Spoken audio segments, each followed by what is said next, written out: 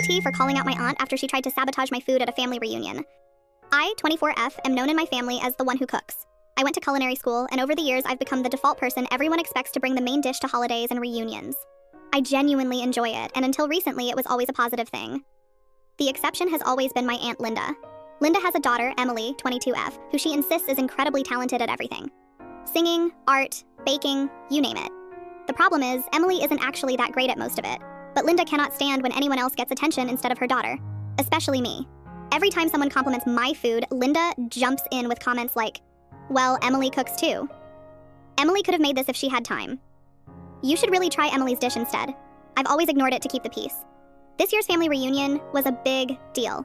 Extended family, grandparents, cousins I hadn't seen in years.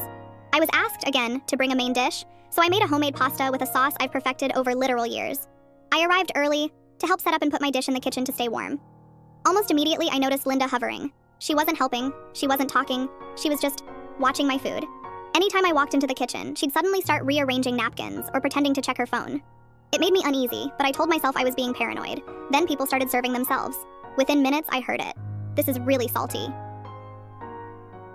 Did the recipe change? Wow, something's off. My stomach dropped. I tasted it, and it was ruined. Oversalted to the point it was almost inedible.